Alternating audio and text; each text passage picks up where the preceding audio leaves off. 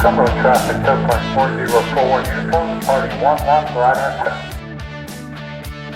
Welcome to Soaring the Sky, Glider Pilots Podcast. Hello, my name is Chuck. This is episode 19. Today, a glider pilot from southern Germany joins us. He has been flying gliders for over 30 years and has collected over 3,500 hours in his logbook. He is also the host of a podcast about science and engineering. When Marcus is not flying gliders, he works as a software engineer. Today, Marcus tells us about a very interesting flight he had recently in a very interesting aircraft. Marcus also explains to us the importance of water ballast. Welcome to the podcast, Marcus Volter. Thanks for having me. Absolutely. So where did your aviation journey, where did it all get started? I think when I was a child, 8, 9, 10 years, I became interested in space and aviation. I think what triggered this was a book about the Apollo space flights that my grandfather had lying around, and I read this until it was destroyed physically, the book. And from there on, I was interested forever in military aircraft. When I was a 10, 11, 12, 13, 14-year-old child, I had meters of books. When I learned English at school, I switched to English books. And so at 14, I thought about starting to fly myself, and there was a glider airfield in the local area, which my father and myself visited regularly, just to observe their flying. And when I was 14, they took me for a ride and, just trial flight. And a few days later, I was a member of the club, and that was 31 years ago. And since then, I've been flying gliders mostly. I have done a little bit of ultralight, microlight flying, but I gave that up again. Your initial introduction to aviation then was in a glider? Yes, to aviation, to flying myself, yes. Okay. I might have been in a single-engine piston plane earlier, perhaps, but the thing I consciously remember was a trial flight in an ASK-21 in 1988. So you do a lot of cross-country flying. Can you tell me about some of your journeys doing cross-country and where you're flying, what you've experienced? Yeah, so I'm flying in southern Germany on the Schwäbische Alb. People might have heard about that. It's probably the region in the world with the highest density of airfields and glider airfields in particular. And so usually we fly from there. So it's anywhere Schwäbische Alb, Black Forest, Thüringer Forest, Bavarian Forest, these kinds of areas. It's a medium hilly countryside. We have cloud bases, usually between, let's say, about 2,000 meters MSL and 3,000. Of course, we can't go any higher. It's not one of the world's best thermal areas. These are obviously in Australia and South Africa, but it's good. And that's where I fly from mostly. Sometimes we go elsewhere to fly. For example, just last week, we spent in Kempten. That is an airfield relatively close to the German Alps, and we did some alpine flying. We go to southern France from time to time to fly in their alpine regions there. My longest flight, or I should say my furthest flight, was 937 kilometers, so I didn't quite manage to do the 1,000. Yeah, what was the most memorable? It's hard to say, right? I mean, there were certainly some that are... Oh yeah, actually, I think I know one. So there was a weekend last year when the Saturday was really good. So we flew about 500-600 kilometers up and down the Schwäbische Alb, and we flew that with about 130 kilometers average speed, which is, at least for me, is quite fast for these kinds of relatively longish tracks, and we were really happy. And then on Sunday, there was a convection line along the Schwäbische Alb, and it became even better. And so we flew about 800 kilometers with an average of 140 kilometers per hour. And the first 600 kilometers were with a 160 average. So it was 30 kilometers per hour faster than the day before, which we already thought was exceptionally good. Crazy weekend. So you never thermaled, right? Basically, you just went straight, and it was so strong sometimes that I could hardly push away the altitude under the clouds. It was crazy good. So I certainly remember that. What else do I remember? In the wave above Samedan in 7,000 meters, that was probably 15 years ago. That was nice because at the time I didn't have a transponder and the controller still let me go up by basically routing airliners around us. There were a few others as well. And a few years ago we were flying from Olstadt, also in southern Germany, into the Alps, and it was almost 5,000 meters cloud base, so that was also really impressive. What were you flying? So today I'm flying an ASG 29E. The Olstadt story a few moments ago was with an ASH 26E, and the Samedan story was an ASW 27. So I had 3 aircraft in my kind of career, a 27, 26, and now I have a 29. So do you prefer the 29? Yeah, I mean the 27 of course is nice. It's agile, but obviously with only 15 meters, it's not quite as performant as the 18 meter gliders. The 26, of course, because of its self-launching capability, gives you autonomy, and I appreciated that. But the 29 is, of course, much better. It goes faster. In the 26, I didn't have water tanks. Now I do. So it's a very nice aircraft.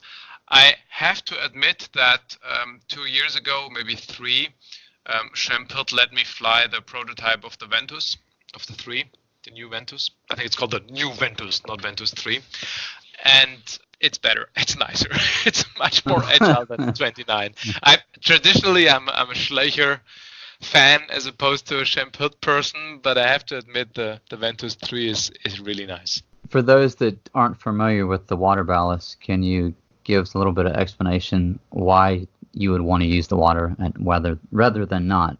Yeah. So basically, of course, to fly as far as possible for a given weather window, let's say thermal day from 10 to 7 p.m., let's say 9 hours. If you want to go further, you have to go faster because the time is fixed basically, and to go further, you have to fly with a higher cross-country average speed. How do you get fast? Well, basically 2 things you can do.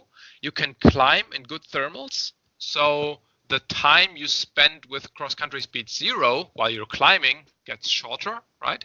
So you want to select the good thermals, and you want to select a day where you have a lot of good thermals. The weather is out of your control, of course, but one way of getting fast is having a good feel of finding good thermals and not climbing in thermals that are not as good as the average could be. That's one thing. The other thing is you want to have an aircraft that when you go straight, can go straight as fast as possible. And the way this works basically is that the best L over D is governed by shape, right? So a particular wing cross-section and aircraft design gives you a particular glide performance. Now, what determines the speed at which the best glide performance is available to you, that is not just, well, that is a matter of weight basically, or wing loading. And basically the thing is that the heavier the aircraft gets, the higher the speed is at which the aircraft has its best glide performance.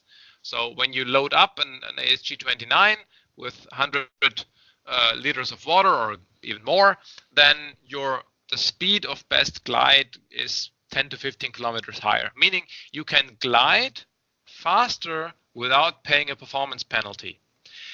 Now, that's great, but the drawback, of course, is that when you climb, you're not interested in your best glide ratio, you're interested in your best minimum sink. And the minimum sink rate increases if your aircraft gets heavier. So there is a trade-off between loading water, so you can go faster with the best glide ratio between the clouds, and not loading water because you climb faster in the thermals.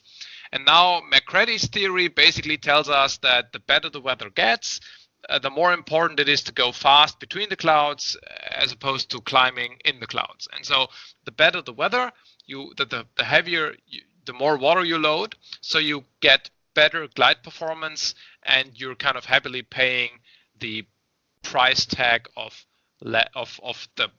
decreased climb speed. There's one more trade-off, which is if you make your glider heavy, the flight characteristics might get worse. So it might become less agile, around the long axis, or it might become a little bit more critical in terms of low speed handling. And so what the modern gliders, and I would include the ASG29, have achieved is that the handling characteristics don't get that much worse if you make the glider heavier. In fact, you can argue that the ASG29 handles better if you have 80 or 100 liters. If you do even more, it becomes less convenient. But long story short, when the weather is good, you make the glider heavy so you can fly faster with the same performance. You climb less good, but that doesn't matter. Trade-off that works. And the flying characteristics, the handling characteristics stay good in a large range of wing loadings. Oh, very good explanation. Thank you, Marcus. Appreciate that. I've actually recently written something about that. That's why I was able to explain this in a relatively structured way. Can we find that somewhere? You will be able to find that somewhere. I'm actually working on a secret project related to my podcast that, as you can tell from what I just said, involves some writing, but that's all I'm going to say. Okay. Well, we will look forward to hearing about that. And I guess that brings me to, you are a podcaster as well. Can you share with us your podcast and what you're doing on that podcast? Sure. Podcast is called Omega Tau, Science and Engineering in Your Headphones. It's basically an interview-style podcast like yours, and it focuses on everything science and engineering related that I'm interested in. And of course, aviation also is a kind of form of engineering. There's some science involved, and so many of my episodes revolve around aviation. I've had pilots of many different interesting planes, SR-71, U-2. I have visited interesting places. For example, a few weeks ago, I visited a German helicopter base where they fly the NH-90 and chatted with the pilot about flying that particular helicopter. But we've also done episodes with aerospace engineering people. For example, one of my favorite ones is an episode with Al Bowers. He, until recently when he retired, was the chief scientist at NASA's Armstrong Flight Research Center. And we chatted about basically his 40-year career and looked at all the various research airplanes he has been involved in. He's a great storyteller. So interesting stuff. Wow, that must have been a very cool experience for sure.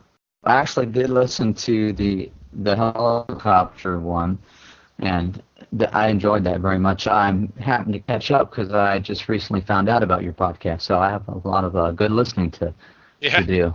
I will share that on the show notes, and I'll put that on the website too, so they have a link to go to your podcast.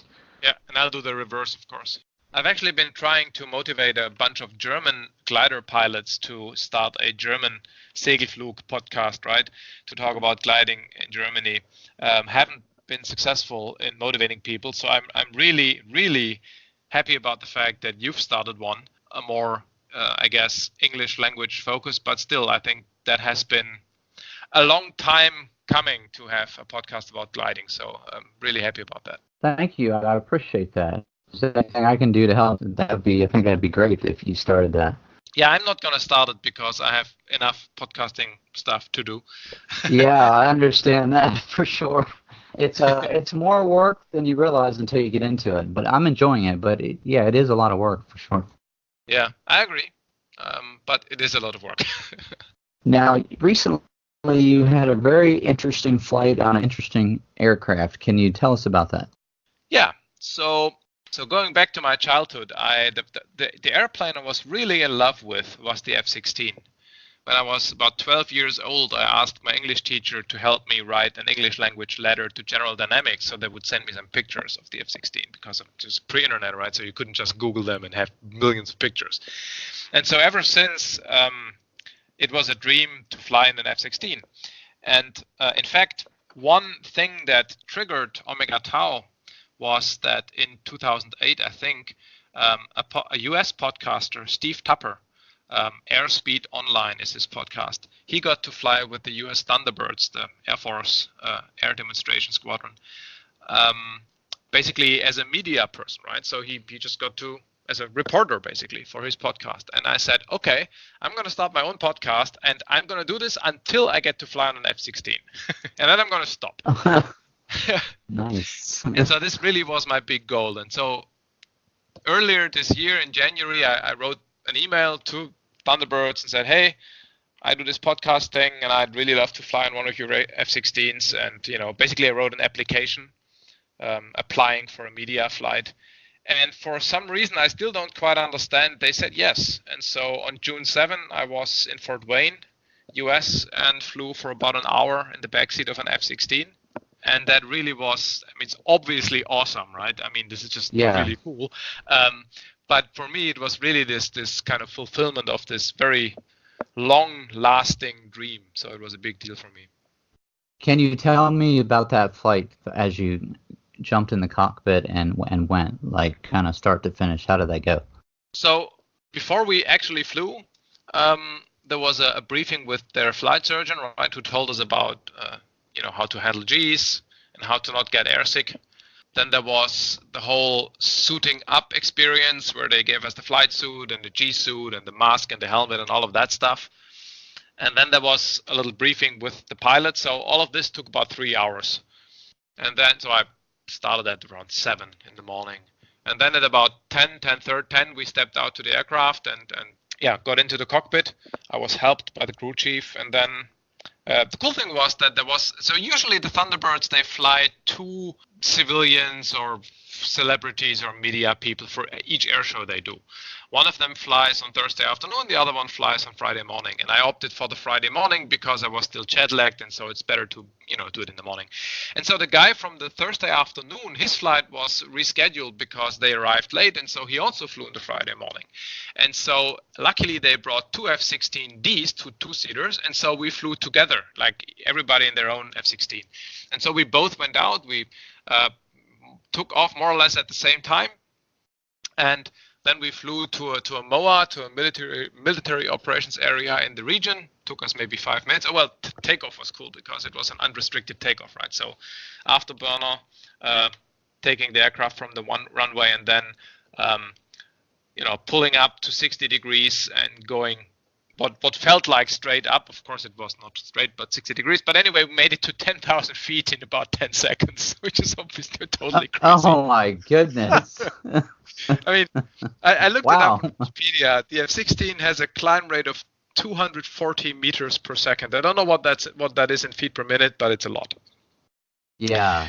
And then we cruised to that restricted airspace, and then we did, what you do with the fighter. We pulled a bunch of Gs and flew rolls and Immelmans and vertical rolls and 4 aileron rolls in sequence. And then the coolest thing was that they let me take the stick, and so I was able to fly a little bit myself. Did some rolls and nice stuff. Yeah, that was cool. And then on the way back to the airbase or to the airport, we joined up with the other F-16D and did a little bit formation flying. And if you've ever tried to take pictures of other aircraft in flight with an iPhone, you know that it doesn't work because the iPhone has a little wide angle lens, right, built in. And so the other aircraft is usually really small and not very impressive. So in that situation, I took pictures of that other F-16 with an iPhone, and it filled the whole frame because, well, the F-16 is a little bit bigger than a glider, but also it was only about 2 meters away. So it was really close formation flying and very, okay. Yeah, and then we landed, and I had a big smile on my face, which doesn't disappear. Yeah, I would imagine. Wow, that is a once-in-a-lifetime experience. It is, absolutely. And yeah, it's really cool. It's unbelievable how much, it's funny, we glider people, we, at least in Germany, we sometimes say that it's like, the three-dimensional hobby, because you have, not just like car 2 dimensions, but a third dimension. But if we're honest, it's more or less 2.5 dimensions, because when you pull, you can't go for long, right? Because you run out of speed. And then if you want to change altitude, you basically need thermals. So it's kind of very slow. And with an aircraft like the F-16, with its unbelievable amount of power in the back, you can use the third dimension almost the way you would use the others, and it's much more three-dimensional. So this was very impressive. Was there a pivotal time in your flying gliders that just kind of made, I guess I want to say, was there a pivotal time that changed things for you flying when you're flying gliders? Actually, yes. So I started flying at an airfield called Schäfhalde, near the city where I was born, and I learned flying there. Very small airfield, only winch launch. Was a very good airfield to learn to fly. But they didn't do a lot of cross-country flying. So, it was this thing where when somebody went cross-country, it was announced in the morning. So, such and such goes cross-country today. Like, it's this big deal, and stuff. And so I didn't do a lot of cross-country flying at all. And then I basically got annoyed with the club for other reasons, and I changed the club to where I fly now in Donsdorf. And it was also the time when I bought my own glider. And Donsdorf is an airfield where everybody goes cross-country, except for students, right? So you don't do anything else. People are allocated club airplanes for whole days, so they can go cross-country. And so I got into this completely different environment where everybody was going cross-country. There were a couple of older people with lots of experience and a few young guys who were eager, and there was a good group. And so that's basically when I got into cross-country flying. And that really changed the way I fly, because as we joked about before we pressed the record button, if you fly for 30 years, you can't not go cross-country, because unless you do aerobatics, you get bored. And so that really was a big deal, or a big, as you say, a pivotal moment in my career. Yeah, that makes a lot of sense, because I've been, doing a lot of flying just around the airport, being, haven't flown that many years. And yeah, I'm just kind of at the point now where I'm like, okay, like you said, you start to get bored. You're like, I want to go to that next step. So that's kind of where I am. So I definitely understand how that would have been a pivotal point. There's a related pivotal moment, which is when my first successful pee in the glider, because as you know, it's not so simple, because you have to somehow deal with the bag, and then the seating position doesn't necessarily make it too simple. And of course, if you want to fly cross country and want to fly for 5, 6, 7, 8 hours, you have to somehow be able to do that. Otherwise, it's going to be really uncomfortable, and you're not going to be able to concentrate very well. And so another pivotal moment really was when that worked out first. So it sounds like a joke, but seriously, I mean, it's not something you get told or taught, but it's really. Yeah, exactly. Just recently, last week, to be honest with you, I never even touched on that subject with any of the guys I fly with. I'm like, they were talking about a long flight, and I was like, okay, I have a question, because I've been here for a while. What do you do when you're on a 5-hour flight? So they went into this big discussion of, what they do and the options. It would be hard to get used to. And the funny thing is that more or less everybody who does cross-country flying has their own approach, right? But it's not in any of the books, right? For some reason, it's really strange. It's especially funny because everybody tells you, hydrate, drink when it's hot in the summer. Usually we fly when the weather is warm, right? And so I know people who I never see them drink anything before a flight, and I wonder. And they don't get into the glider with a bottle of water, and they fly for 5 hours, and so they haven't been drinking for 6, 7, 8 hours. And I really wonder, that's also not helpful for health, and more specifically for being able to concentrate on a long flight. Is there some advice you can give a pilot that hasn't been flying, that long, advice you could give them how to be a better pilot, a safer pilot, and maybe how to improve their flying skills? So one thing that we just talked about a few days ago with my buddies in Kempton when we were flying there, we joked, or no, we didn't joke. We talked about somebody who got basically all the licenses within 1 or 2 years. You know, glider, motor glider, single engine piston, ultralight. And so he was flying all these different kinds of things. And of course, he had no significant experience with any of those. And so one thing I think that is really not a good idea is to fly, or at least learn to fly, too many different categories of aircraft in too quick, in too short a time. Later, when you have experience, I think there are lots of glider pilots who also fly, motor planes or microlights, which is fine. But at least when you learn, make sure you focus on one thing. So I think that's important. And otherwise, I don't have any specific things except, don't become complacent, which of course nobody knows how to not do, right? How do you monitor yourself consciously to not become complacent with stuff? I don't know how to do this, but it's obviously important. Checklists help, of course. Yeah, absolutely. Apart from that, I don't know. As far as the future in aviation for you, do you have any goals you've set? What you like to do? Actually, I would like to do some aerobatic flying again. I do have the license, but because our club doesn't have anything that's aerobatic capable, I can't practice that right now. I'd love to do, but it's not a concrete goal. I am thinking about, well, right now I have the glider alone, which means I have to fly every weekend. So, so that makes sense. And I do wonder whether I should switch to a 50% ownership. And so if I were able to find somebody who would be willing to invest into a modern self-launcher like an Ventus 3M or something, but then, 50-50, that would be something I think I'd enjoy doing. Very cool gliders. Pricey, but very nice. Pricey, yes, but half a Ventus 3M is cheaper than a full ASG29. So nice. That would work.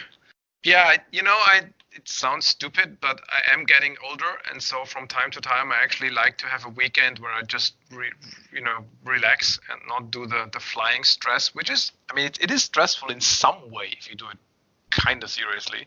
As I get older, I start to get comfortable with the idea to not fly every day, and so half a glider would probably be a good idea, and so that's something I'm thinking through.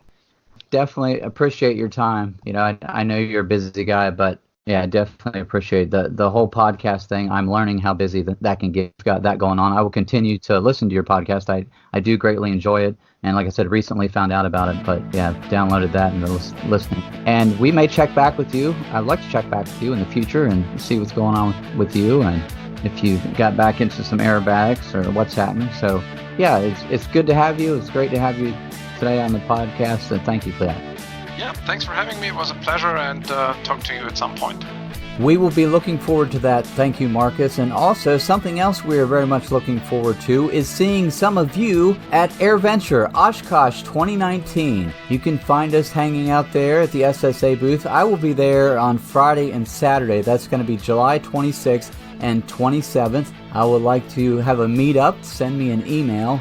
Find out when you're going to be there at chuck@soaringthesky.com. While you're online, you can always check out soaringthesky.com, where you can look at our guest pilot page with all of the info and some pictures and some great links they have left us with guests you just heard from, like Marcus, as well as all of our other guests we've had right here on Soaring the Sky. And again, all of your soaring questions and where you can get your first glider ride, you can go to the ssa.org. We hope to catch you right here next time on another episode of Soaring the Sky.